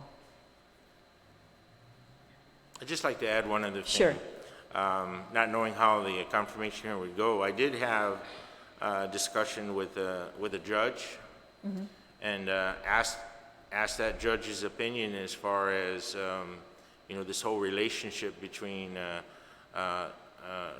somebody getting parole and then a repeat violator and that type of stuff. And I was asking the judge's point of view, so what do you think was a contributing factor, and maybe what could we do from a parole board perspective to help improve that matter? So it was interesting to have that discussion with the judge to get that insight from a judge's perspective, because they're in this circle of justice, so to speak. I thought that was very interesting. He gave some information that I would like to share with the rest of the board once they get in there. But I would think that that's something that we would want to perpetuate and maybe even grow, because we're all in it together. And there are people who are out there who have one picture of the pie and somebody else has another slice of the pie. And if we can get together and say, okay, well, if we did this or you did this or we did this, holistically, we would be a little better off for it. So I appreciate the insight that the judge gave me, and I'll pass that on to the other members. Can you share that with us today? Because, I will. The thing that I remember most that we talked about was, and it's quite interesting, it was this judge's opinion that in the majority of the cases for the reoffenders, that they were not, take aside the home environment and whether the parents were participating, take all that aside. If he focused to what he considered to be the number one thing that the judge noticed, was that they were not high school grads. Achieving that level of education and discipline to receive a high school degree. It was interesting to hear, because, at least from our perspective, or many of our perspective, that's a no-brainer that you're going to become a high school graduate. But it's interesting for the judge to say that the most repeat offenders tend to be those that don't have a high school degree. So maybe that's something we should focus a little more on. But that was interesting to hear. Perhaps. I think if that's the case, if that's true, I haven't heard that, but if it is the case, then that must be part of an assessment tool that they use for risk factors. So it must be a contributing risk factor, but as we've learned in our roundtables with different crimes, we're looking at different types of people and different risk factors for repeat of those certain types of offenses. And unfortunately, I think the parole board is going to have to become a little bit expert in the differences between parole for theft and parole for criminal sexual conduct, right? That's just going to have to be part of it also. So they've told us that there are different risk assessment tools for different types of crime, and that that's all based on research, science. But yeah, I want the court systems and you to make your determination as to whether that's the tool that you should employ. Yeah. Thank you. And it might be more extensive than really just whether they have high school diploma or not. I'm hoping that it is more extensive than that. And the risk that I'm looking for, because the risk that they are assessing currently in their system is risk of appearance or not appearing at the next court hearing. But we need so much more than that. We need the risk for harm in the community, right? Same thing with the rehabilitation, whether they're going to work or not. It's going to depend on what type of crime, what type of individual they'll be able to assess them first, then determine which rehabilitation would be more successful.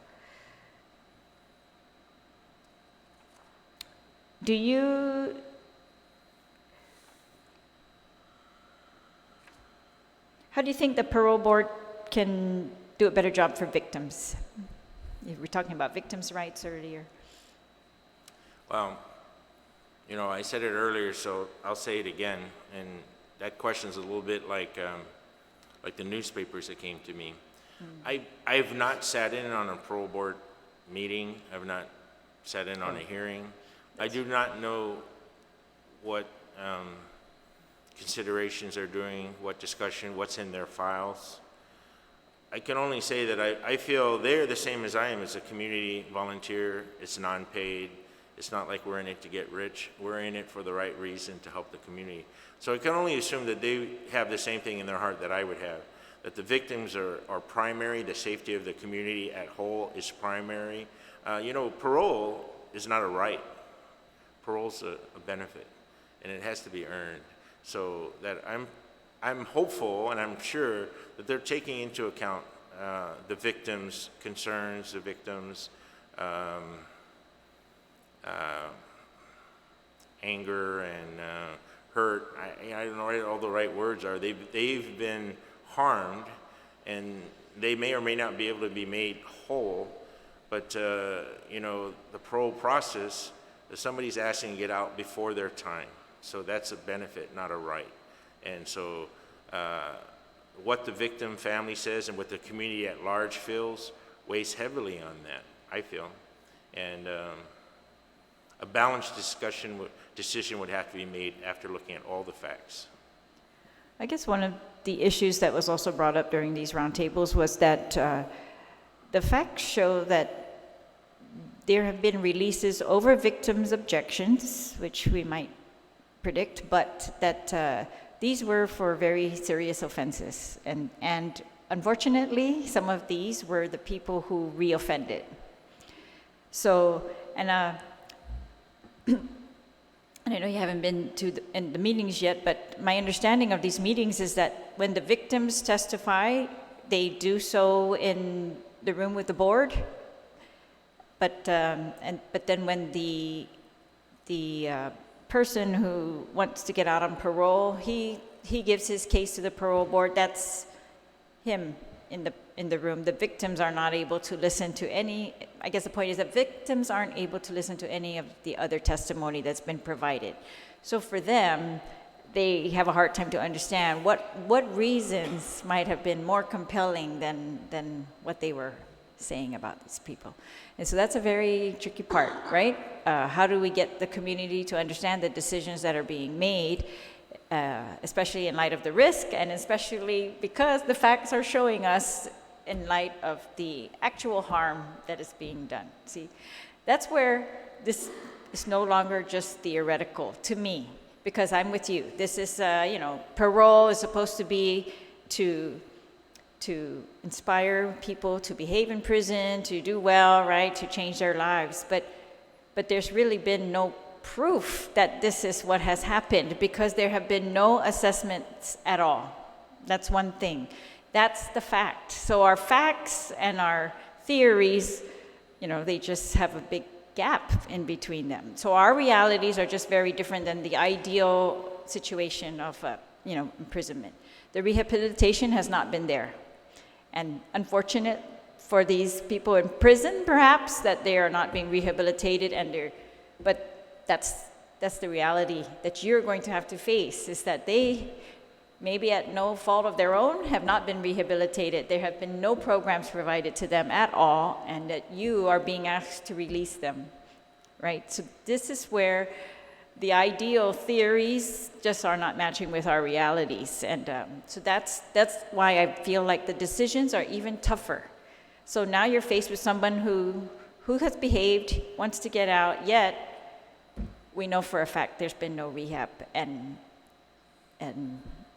but this person's before you, and then still you've got victims who are still afraid for their lives. In many cases, victims are no longer represented during these parole hearings by the victims advocates groups. They're pretty much on their own.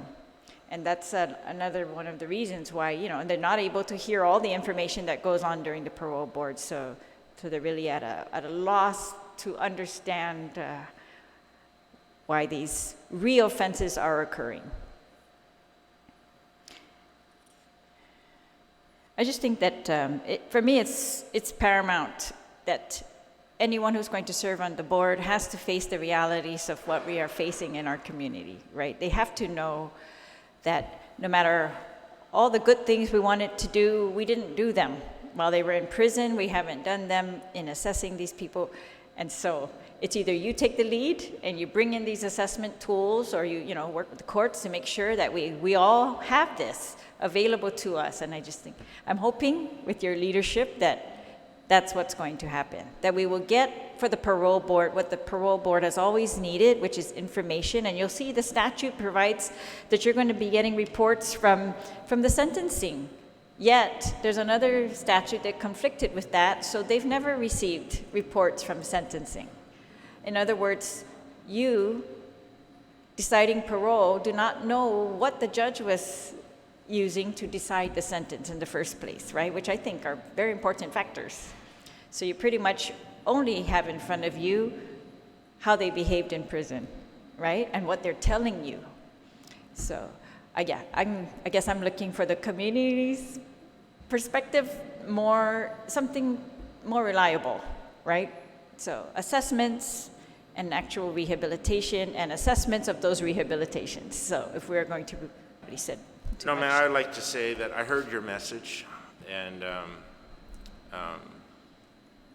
I agree. Part of my testimony was you have to know all the facts, all of the facts.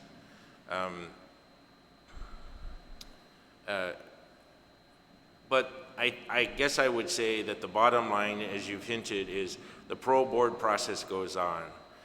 Regardless of what the financial strength of government of Guam is, sentences are coming to that point in time where they become eligible for the process, and everybody's due that fair share. I got that. We can't stop till we try to get our act together, which may take 1, 2, or 3 years, or look for special funding or float a bond. We have to act. So Rome wasn't built overnight, and my involvement, if I'm confirmed on the parole board, will be one of enthusiasm and dedication, because if it's not where it needs to be, that's where it needs to be. Now let's map out the roadmap to get it there. And full participation on your round table was, like the kickoff to, there's lots of different people who would be involved in this. But let's do it right, not necessarily just for the prisoner, but the community at large deserves this. So this is a community event. So I'm up for the task. I feel I bring strong skills to the table, and I'm looking for your support. I appreciate that. I also want to point out that the one thing, quick changes that can occur immediately, and I want to commend the parole board for doing this, is they immediately changed monitoring.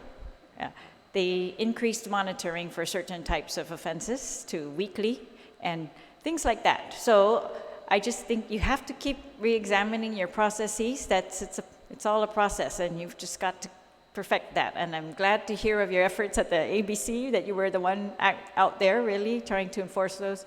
So I appreciate all that, and your experience that you're bringing to this board, of course, and your leadership. So I appreciate that, and I want to wish all the parole board my best, because it's a very tough job. I want to support you also in what you're doing, so we're working on that. That's why I'm trying to work at all avenues to make sure that if there's an assessment tool for certain crimes, let's get that. And that's something the government can help you move very quickly. If there's rehabilitation that's worthwhile, then let's do that. And if there's not, then at least let's everybody be in the same reality, right? Let's all acknowledge what we have and what we do not have at this point. But I agree, the process goes on, and that's why we need people who can look at the reality while we're moving on. So I thank you again for your agreeing to this. And I want to thank all of you again for your testimony. Thank you very much. It's been very helpful. And to the other parole board members who are here, thank you, and your family. All right, so this concludes the hearing. I'm going to continue to receive testimony until June 14. So if anyone listening wants to provide testimony, you can do so.